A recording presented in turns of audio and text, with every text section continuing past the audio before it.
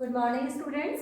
हम BSc part second के जो जूलॉजिकल क्लास है उसके अंदर जूलॉजी का first paper structure and functions of invertebrate types के अंदर पायला जो जंतु है उसकी स्टडी कर रहे हैं। पिछली क्लास के अंदर हमने पायला का हैबिट एंड हैबिटेट और उसका जो शेल है उसका स्ट्रक्चर जो है वो स्टडी किया था। आप लोग अब जान गए होंगे पायला को हम एप्पल स्नेल के नाम से भी जानते हैं और ये एक एम्फीबियस टाइप का एनिमल है जो कि फ्रेश वाटर रिजर्वायर्स और टेरेस्ट्रियल हैबिटेट्स के अंदर समान रूप से पाया जाता है। ओके, और दोनों प्रकार के हैबिटेट्स में रहने के लिए इसकी बॉडी के अंदर जो है वो कुछ अनुकूलताएं पाई जाती हैं। फॉर एग्जांपल इसके अंदर दोनों प्रकार का रेस्पिरेशन, जब ये जल के अंदर होता है, स्वच्छ जल के अंदर जब होता है तब इसके अंदर जलीय श्वसन पाया जाता है जो टीडिडिया के द्वारा होता है, और जब ये टेरेस्ट्रियल धरातल पर पाया जाता है तब इसके अंदर एरियल रेस्पिरेशन जो कि पल्मोनरी सैक के द्वारा इसके अंदर होता है।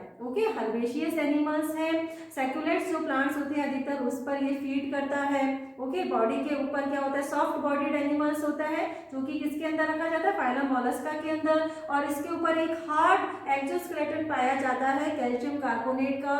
कल हम जो है शेल, और दूसरी बात इनकी जो बॉडी है, बॉडी और शेल दोनों जो है सर्पिल रूप से कुंडलन पाया जाता है जिसको हम टॉर्शन के नाम से भी जानते हैं। ओके, तो आज हम जंतु की जो बॉडी है उसके बारे में, जो उसका स्ट्रक्चर है बॉडी का, उसके बारे में स्टडी करेंगे। ओके, बॉडी देखिए हम, तो जैसा हमने कल देखा था जो शेल के जो रोल्स होते हैं बच्चों, उन रोल्स के अंदर इनकी जो संपूर्ण बॉडी है वो एनक्लोज्ड रहती है। ओके, बॉडी की यदि हम बात करें तो बॉडी जो है हेड, फुट और विस्ट्रम मास और साथ में मेंटल इनकी बनी हुई रहती है। ओके, इसके अंदर हेड और फुट दोनों कंबाइन होकर क्या बनाते हैं, हेड फुट कॉम्प्लेक्स बनाते हैं, और विस्ट्रम मास और मेंटल जो है ये एक विस्ट्रो मेंटल या विस्ट्रोपेलियम, देखिए मेंटल को हम यहाँ पेलियम के नाम से भी जाना जाता है।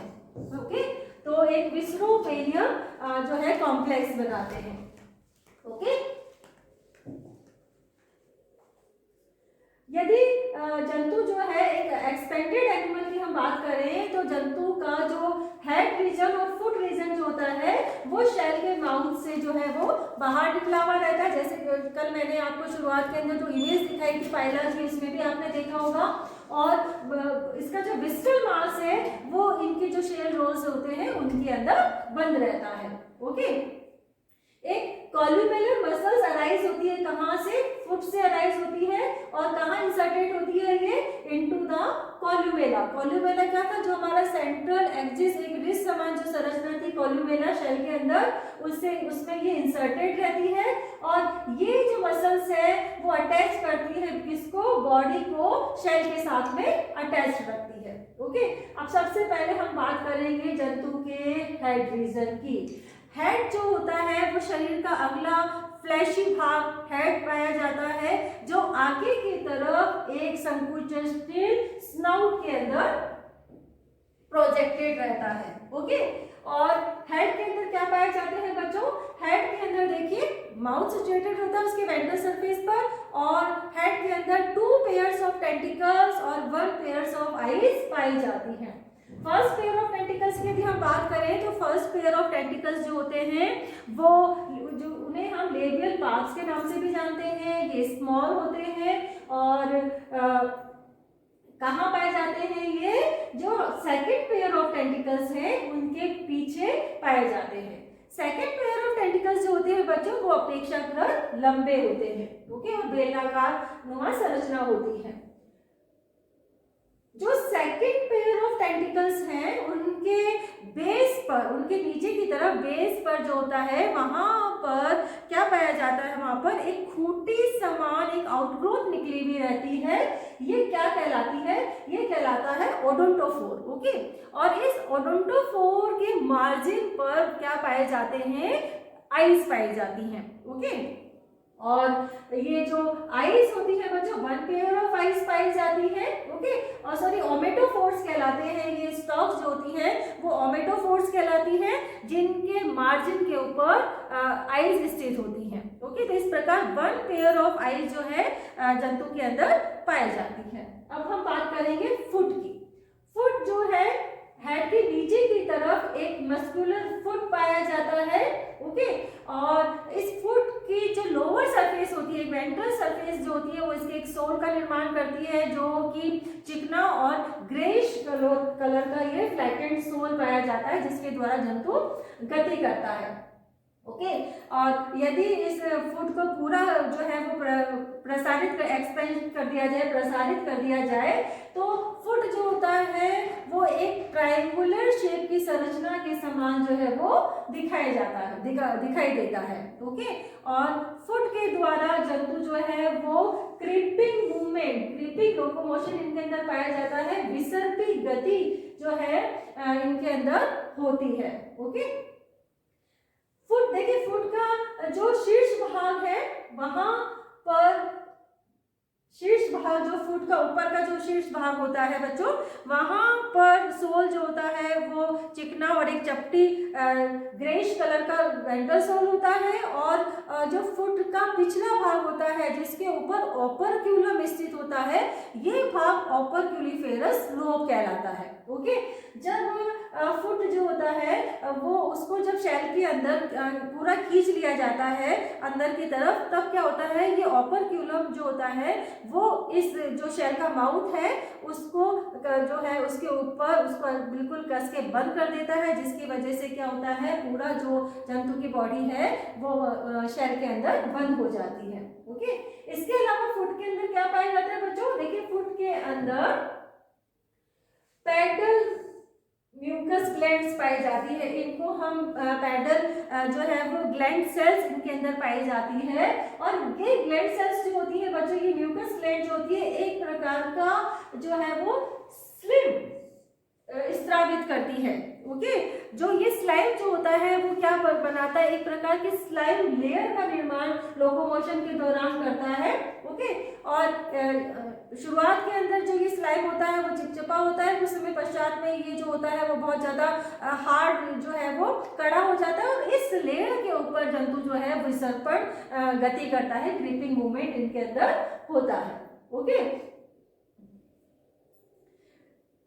फुट जो रीजन होता है बच्चों, उसके अंदर एक संकुचन की तरंग उत्पन्न होती है, वेव ऑफ कॉन्ट्रैक्शन उत्पन्न होती है, कहां से, anterior end to posterior end, जो कि लोकोमोशन के दौरान जो है वो उसको एनर्जी प्रोवाइड करती है। ओके, चलिए आगे, अब हम बात करेंगे विसरल मास की। देखिए, विसरल मास जो है वो बॉडी के डोर्सल साइड पर एक हम्प के समान संरचना होती है, जिसके अंदर बॉडी के जो विसरल ऑर्गन्स हैं वो समस्त विसरल ऑर्गन्स पाए जाते हैं, और ये विसरल मास जो है वो शेल के समान इसके अंदर भी स्पाइरल कॉइलिंग उपस्थित होती है, स्पाइरल कॉइलिंग के रूप में विसरल मास पाया जाता है।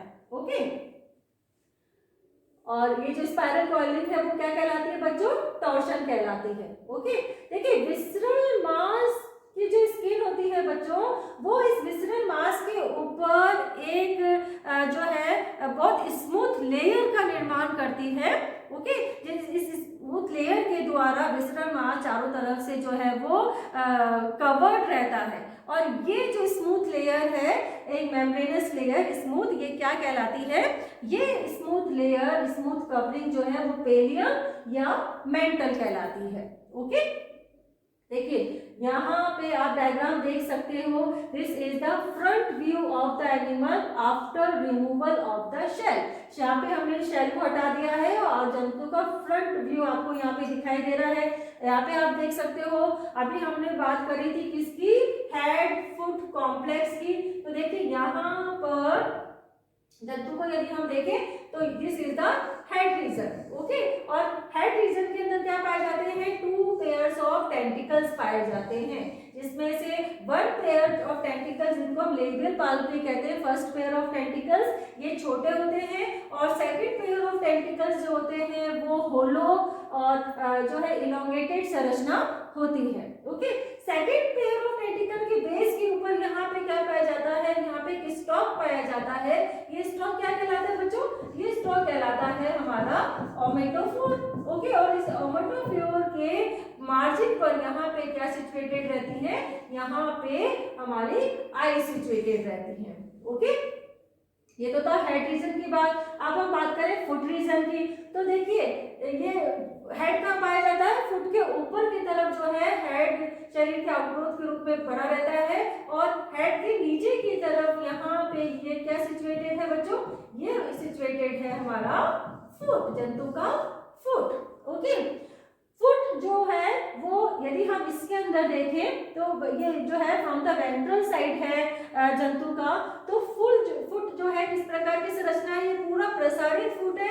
यदि हम इसको देखें तो ये ट्रायंगुलर शेप की संरचना के रूप में दिखाई देता है, जिसकी जो वेंट्रल सरफेस है ये स्मूथ सरफेस होती है, जंतु इसके द्वारा गति करता है। ओके, जो कि क्या कहलाता है, सोल ऑफ फुट, फुट का सोल कहलाता है। ओके, और इसी फुट के अंदर क्या पाई जाती है, पैडल ग्लैंड सेल्स पाई जाती है, म्यूकस ग्लैंड्स पाई जाती है, जो कि स्लिम लेयर का निर्माण करती है, जिसके थ्रू जंतु जो है जिसके ऊपर विसर्पी गति या क्रीपिंग मूवमेंट करता है। ओके, अब हम बात करें विसरल मास की, तो देखिए बॉडी के डॉर्सल साइड पर यहाँ पर ये विसरल मास पाया जाता है, जो कि शैल के समान इसके अंदर भी टॉर्शन के थ्रू स्पाइरल जो है वो कॉइलिंग पाई जाती है, और विसरल मास के अंदर जो है वो क्या सिचुएटेड होते हैं, विसरल ऑर्गन्स जो है वो इसके अंदर एनक्लोज रहते हैं। ये विसरल मास जो होता है वो उसकी जो स्किन होती है वो विसरल मास के ऊपर एक कोमल आवरण बनाती है बच्चों। देखिए ये स्मूथ कवरिंग आपको पूरी दिखाई दे रही है, ये स्मूथ कवरिंग क्या होती है, स्मूथ कवरिंग मेंटल या जिसको हम पेलियम कहते हैं, ये इसके अंदर पाई जाती है। ओके, ये जो पेलियम है बच्चों वो इसके अंदर क्या होती है, यदि अब हम इसी को देखें, इसी संरचना को देखें, तो इस पेलियम का जो स्वतंत्र किनारा होता है, स्वतंत्र किनारे की तरफ एक जो है ग्रुप पाई जाती है, और ये ग्रुप क्या कहलाती है, ये ग्रुप कहलाती है सुप्रा मार्जिनल ग्रुप। ओके, सुप्रा मार्जिनल ग्रुप कहलाती है, और इस ग्रुप के पीछे की तरफ एक पट्टी पाई जाती है जहां पे शेल सिक्रीटिंग सेल्स सिचुएटेड होती हैं, और इस प्रकार से ये जो शेल सिक्रीटिंग सेल्स होती हैं वो क्या करती हैं, वो शेल का निर्माण करती हैं। ओके, अब यदि हम हेड रीजन देखें तो हेड रीजन के दोनों तरफ, हेड रीजन के दोनों तरफ जो मेंटल है वो एक जो है वो फ्लैशी आउटग्रोथ के रूप में पाया जाता है। ये फ्लैशी आउटग्रोथ क्या कहलाते हैं बच्चों, ये फ्लैशी आउटग्रोथ जो है वो हेड रीजन के दाएं बाएं बढ़कर दोनों तरफ, हेड रीजन के दोनों तरफ दो न्यूक्लियर लोब के अंदर उभरे हुए रहते हैं, जो कि लेफ्ट साइड के अंदर लेफ्ट स्यूडिपिपोडियम कहलाता है या लेफ्ट न्यूक्लियर लोब जिसको हम कहते हैं, और राइट साइड के अंदर ये राइट स्यूडिपिपोडियम कहलाता है, जिसको हम राइट न्यूक्लियर लोब भी कहते हैं। देखिए लेफ्ट न्यूक्लियर लोब जो होता है बच्चों वो अपेक्षाकृत लंबा होता है राइट स्यूडिपिपोडियम से। यदि हम इस संरचना के अंदर देखें तो ये लेफ्ट जो न्यूक्लियर लोब होता है वो एक बेलनाकार ट्यूबुलर लेफ्ट साइफन के द्वारा जो है वो बढ़ा हुआ रहता है। Okay, here is the right siphon, और ये लेफ्ट साइफन जो है वो जंतु के एरियल रेस्पिरेशन से संबंधित होता है। चले आगे, मेंटल। ओके, देखिए यदि हम मेंटल का फंक्शन देखें तो मेंटल जो है वो जंतु का क्या करती है, इसके विसरल मास और हेड को प्रोटेक्ट करने का कार्य करती है। इसके अलावा एक एडिशनल रेस्पिरेटरी ऑर्गन के रूप में भी कार्य करती है, और इसके अतिरिक्त जैसे मैंने अभी बताया शेल सिक्रीटिंग नेक्रेस ग्लैंड्स इसके अंदर पाई जाती है at the free margin of the mental, जो हमारे सुप्रा मार्जिनल ग्रुप था उसके ऊपर, जो कि शेल का निर्माण करती है। दो फ्लैशी लोब्स जैसे मैंने बताया, न्यूक्लियर लोब जिसको हम स्यूडियोपिपोडियम भी कहते हैं वो पाए जाते हैं, ये भी मैं आपको डिस्कस कर चुकी हूँ। अब हम पढ़ेंगे हमारी जो कैविटी है, मेंटल की जो कैविटी है उसके बारे में हम डिस्कस करेंगे। देखिए यदि हम डोर्सोलेटरल साइड्स के अंदर देखें तो डोर्सोलेटरल भाग के अंदर जो मेंटल जो होती है वो एक कैविटी को कवर किए हुए रहती है, और ये कैविटी क्या कहलाती है बच्चों, ये कैविटी जो है वो मेंटल कैविटी कहलाती है, और इस कैविटी के अंदर उपस्थित जो बॉडी की संरचनाएं हैं ये सम्मिलित रूप से एक पेरियल कॉम्प्लेक्स का निर्माण करती है। ओके, ये जो कॉम्प्लेक्स है उसके अंदर कौन कौन सी संरचनाएं पाई जाती हैं वो अभी हम देख लेते हैं। जो हमारी मेंटल कैविटी है बच्चों, इस मेंटल कैविटी के फर्श पर यदि हम देखें, हमारी जो राइट न्यूक्लियर लोब है उसके भीतरी किनारे से एक रिस नुमा संरचना निकलती है। ओके, राइट स्यूडोएपिपोडियम से एक प्रोमिनेंट रिस निकलता है जो एपिटीनिया कहलाता है। ओके, ये एपिटीनिया जो है up to the end of the mantle cavity तक पूरा बढ़ा हुआ रहता है और इस एपिटीनिया के द्वारा मेंटल कैविटी जो होती है वो दो चैम्बर्स के अंदर विभक्त हो जाती है। या हम कहें कि एपिटीनिया जो है वो इस कैविटी को दो चैम्बर्स के अंदर विभक्त कर देता है। कौन कौन से चैम्बर्स होते हैं बच्चों इसके अंदर? एक राइट ब्रैंकियल कैविटी, ओके, और एक लेफ्ट पल्मोनरी सैक, जिसको हम राइट ब्रैंकियल चैम्बर और लेफ्ट पल्मोनरी चैम्बर भी कहते हैं। अब हम बात करें ब्रैंकियल कैविटी या ब्रैंकियल चैम्बर की, तो यहाँ पे क्या पाया जाता है? देखिए, ब्रैंकियल चैम्बर के अंदर जो मेंटल कैविटी है, ये जो मेंटल कैविटी है बच्चों, उसके एकदम दाहिनी और जो इसकी डोर्सोलेटरल वॉल है वहां से नीचे की तरफ लटका हुआ एक कॉम्ब नुमा संरचना पाई जाती है। ओके, ये कॉम्ब नुमा संरचना क्या होता है? उस जंतु का सिंगल गिल होता है जिसे हम टीनिडिया कहते हैं। ओके, ये टीनिडिया सिचुएटेड होता है ब्रैंकियल कैविटी में और टीनिडिया जो है संरचना उसके बिल्कुल बाएं और हमारी एलिमेंट्री कैनाल का पार्ट रेक्टम पाया जाता है जो एनस के थ्रू बॉडी के बाहर खुलता है। ओके, और इसके अलावा मेल और फीमेल जो स्नेल्स हैं, एप्पल स्नेल्स हैं, उनके अंदर जो जेनाइटल डक्ट्स होती हैं, ये जेनाइटल डक्ट्स इस एनल जो इनकी जो हमारा ब्रैंकियल चैम्बर है, राइट ब्रैंकियल चैम्बर, उसके फर्श के जस्ट ऊपर की तरफ जो है वो जेनाइटल अपर्चर के द्वारा बॉडी के बाहर खुलती है। और इसके अलावा anterior chamber of the kidney एक रेडिश मास के रूप में पाया जाता है। कहाँ पे? जो कि एपिटीनिया के पोस्टीरियर एंड के पास में सिचुएटेड रहता है। ओके, ये तो बात ही हमारी जो राइट ब्रैंकियल चैम्बर है उसकी। अब हम बात करें जो हमारा लेफ्ट स्यूडोएपिपोडियम है उसकी, तो वहां पे क्या सिचुएटेड रहता है? जो लेफ्ट साइड होती है बच्चों, वहां पे जो लेफ्ट न्यूक्लियर लोब है उसके पास में जो हमारा पल्मोनरी चैम्बर है, ओके, पल्मोनरी चैम्बर के बाएं और जो मेंटल हमारी वॉल है उससे निकलती हुई एक फ्लैशी संरचना पाई जाती है जिसको हम ऑस्ट्रेडियम कहते हैं। और ये ऑस्ट्रेडियम जो है वो क्या होता है? वो मोलस्कन जंतु का सेंस ऑर्गन होता है, जिसके बारे में हम आगे डिस्कस करेंगे। ओके, जंतु के अंदर माउथ और एनस जो होते हैं वो same side of the body situated होते हैं। ओके, एक बॉडी के एक ही दिशा के अंदर सिचुएटेड होते हैं। क्यों? क्योंकि जंतु के अंदर क्या पाई जाती है? एंठन पाई जाती है, जिसकी वजह से इनकी एलिमेंट्री कैनाल जो है वो स्ट्रेट एंड एलिमेंट्री कैनाल जो माउथ से लेकर एनस तक ओपन होती है, ये स्ट्रेट एंड एलिमेंट्री कैनाल के अंदर ट्विस्टेड होकर टॉर्जन की वजह से इसके अंदर माउथ और एनस जो है वो same side of the body आ जाते हैं। ओके, चलिए आगे। अब हम बात करें पाइला ग्लोबोसा की सीलोम की। तो देखिए, सीलोम जो होती है वो रिड्यूस्ड होती है, अनपेयर्ड कैविटीज के रूप में पाई जाती है। पेरिकार्डियम, किडनी और गोनेट्स के अनपेयर्ड कैविटीज के रूप में पाई जाती है। रीनल और पेरिकार्डियल कैविटीज कम्युनिकेट होती है, but the cavity of gonads is unconnected. ये अनकनेक्टेड रहती है गोनेट्स की जो कैविटी होती है। Okay, visceral organs are surrounded by means of sinuses or spaces containing blood। जो विसरल ऑर्गन्स हैं वो साइनसेस के द्वारा आवृत रहते हैं, स्पेसेस के द्वारा जिनके अंदर ब्लड पाया जाता है। इस प्रकार के ब्लड फिल्ड स्पेसेस क्या कहलाते हैं बच्चों? हीमोसील कहलाते हैं। ओके, देखिए यहाँ पे आपने अभी जो हम स्ट्रक्चर डिस्कस किया है उसको हम देख सकते हैं आराम से।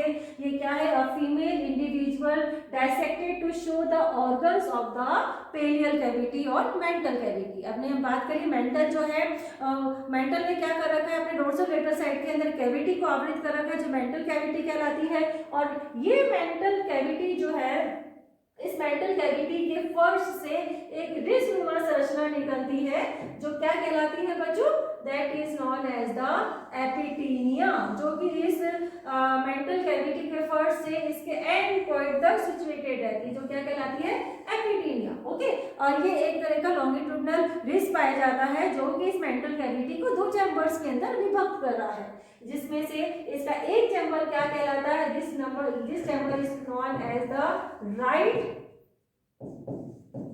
अभी हमने पढ़ा ब्रैंकियल चैम्बर। ओके, और इधर की तरफ जो हमारा है that is this one, that is the left, जिसको हम क्या कहेंगे, लेफ्ट पल्मोनरी चैम्बर। ओके, अब हम पहले बात करें कि राइट जो हमारा ब्रैंकियल चैम्बर है राइट साइड के अंदर, उसके अंदर कौन कौन सी संरचनाएं सिचुएटेड है। देखिए ब्रैंकियल चैम्बर्स की यदि हम बात करें तो यहाँ पे इस मेंटल कैविटी के जो है, इस मेंटल कैविटी के वॉल के ऊपर से नीचे की तरफ एक संरचना जो कि कॉलम लाइक संरचना होती है, ये संरचना जो है वो लटकी हुई रहती है, जो मेंटल भित्ति के पार्ट से निकलती है, नीचे की तरफ लटकी रहती है। ये जंतु का क्या होता है, टीनिडियम, जिसको हम टीनिडियम कहते हैं, ये मोनोपेक्टिनेट गिल जंतु का होता है, जिसके द्वारा जंतु जो है वो जल शोषण करता है। ओके, ये जो टीनिडिया है, this is टीनिडियम। Okay, this is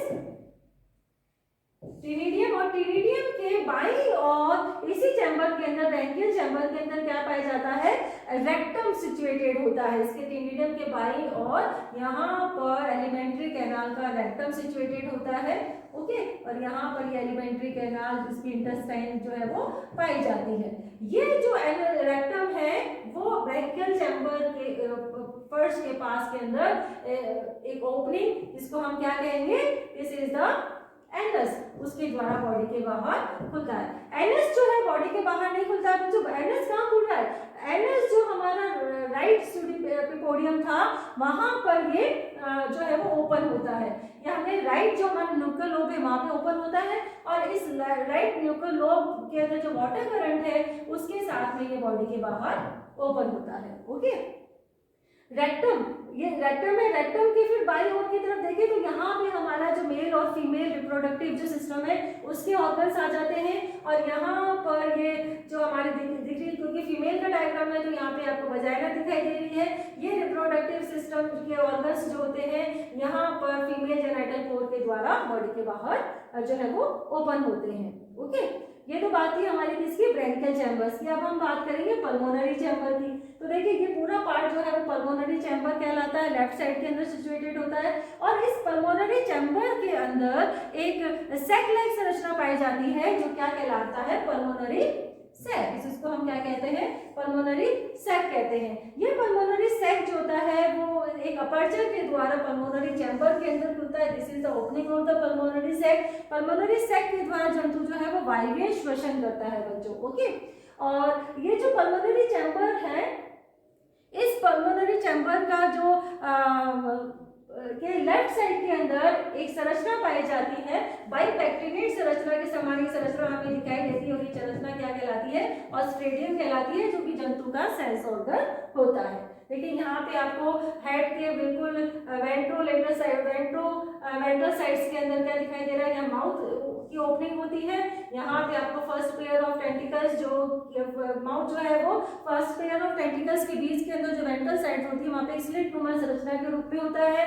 this is the first pair of tentacles, this is second pair of tentacles, और दिस इज ओमेटोफोर। यहाँ पे क्या आई सिचुएटेड है। ओके, समझ में आ गया? चले आगे। अब हम बात करेंगे इंटेगुमेंट्री सिस्टम ऑफ पाइला। पाइला की इंटेगुमेंट किस प्रकार की होती है। देखिए स्किन जो होती है उसकी थिकनेस वेरीज करती है स्पीशीज टू स्पीशीज, और यदि हम जनरल देखें तो इंटेगुमेंट किसकी बनी हुई होती है, आउटर एपिडर्मिस पाई जाती है, और इनर साइड के अंदर डर्मिस की बनी हुई रहती है। ओके, एपिडर्मिस जो होती है वो संपूर्ण बॉडी को कवर किए हुए रहती है, और ये एपिडर्मिस जो है वो एक सिंगल लेयर ऑफ एपिथेलियम की बनी हुई रहती है। ओके, ये सिंगल लेयर ऑफ एपिथेलियम जो होती है उनमें से some of which are modified into unicellular glands from which mucus, pigments and limes are secreted. Okay, आगे हम बात करें डर्मिस की। देखिए डर्मिस को यहाँ पे हम कोरियम भी कहते हैं और डर्मिस के अंदर मसल फाइबर्स और कनेक्टिव टिश्यूज पाए जाते हैं। इसके अलावा इसके अंदर पिगमेंटेड सेल्स भी पाई जाती है। ओके, अब हम बात करेंगे पाइला में लोकोमोशन की। ओके, अभी हमने पढ़ा था लोकोमोशन के लिए जंतु के अंदर क्या पाया जाता है, फुट, जिसको पाद कहते हैं हम, वो पाया जाता है इसके अंदर। फुट जो रीजन होता है उसके द्वारा जंतु जो है वो क्रीपिंग मूवमेंट, क्रीपिंग लोकोमोशन, विसर्पी गति करता है। ओके, इसके अंदर एक फ्लैट सोल, एक वेंट्रल सरफेस जंतु के फुट की होती है, जिसको हम क्या कहते हैं, फ्लैट सोल कहते हैं। ये चिकना और ग्रेश कलर का सोल होता है ये, जो कि जंतु को क्या प्रचलन के लिए समर्थ बनाता है। ओके, देखिए ड्यूरिंग मूवमेंट क्या होता है, foot is protruded through the opening of the shell and this extension is brought about by the sudden influx of blood into it. Foot के अंदर क्या पता, फुट साइनस पाया जाता है और फुट साइनस के अंदर जब ब्लड एकत्रित होता है तो फुट साइनस का जो इसका जो ब्लड का जो प्रेशर है एक टर्गर के रूप में यहाँ पे काम करता है और लोकोमोशन के अंदर जंतु को जो है वो हेल्प करता है। इसके अलावा हमने पहले भी बात करी थी, फुट के अंदर जो है वो ग्लैंड सेल्स पाई जाती है जो कि स्लीमिश सिक्रीशन का स्रावन करती है और इस स्लीमिश सिक्रीशन एक पंखी पथ बनाता है जिसके ऊपर जंतु गति करता है। ओके, जंतु के अंदर जो गति है फुट के अंदर, उसके अंदर 3 प्रकार की जो मसल्स है वो एक्टिवेट होती है जिसके थ्रू फुट में जो है वो गति करता है। ये कौन कौन सी मसल्स है, vertical muscles, longitudinal muscles and transverse muscles. Okay, देखिए ड्यूरिंग लोकोमोशंस क्या होते हैं, फुट की सरफेस पे वेव लाइक कॉन्ट्रैक्शंस चलते हैं। ओके, और ये wave like contraction on its surface are produced by the contraction of vertical muscles. Okay, the contractions of the transverse muscles drives the blood forward which cause the extension of the foot in front. Okay, अभी हमने बताया था foot sinus के अंदर blood स्थित है। जब transverse muscles का कॉन्ट्रैक्शन होता है बच्चों, उसमें जब संकुचन उत्पन्न होता है उस टाइम पे क्या होता है, जो फुट साइनस के अंदर ब्लड उपस्थित होता है वो आगे की तरफ फॉरवर्ड डायरेक्शन के अंदर ड्राइव होता है, जिसकी वजह से फुट जो है आगे की तरफ बहिर्प्रसारित होता है। Okay, during this process the longitudinal muscles contract to pull the posterior end of the foot forward. इसी समय longitudinal muscles के अंदर contraction उत्पन्न होने से क्या होता है, ये longitudinal muscles का संकुचन जो होता है वो उस फुट के जो posterior end है उसको आगे की तरफ धकेलने का कार्य करता है। तो इस प्रकार की विसर्पण गति के द्वारा जंतु जो है वो इसमें मूवमेंट करता है। ओके, तो ये आज हमने जंतु का बेसिक जो स्ट्रक्चर है उसके बारे में डिस्कस कराया है और जंतु का लोकोमोशन के बारे में डिस्कस किया है।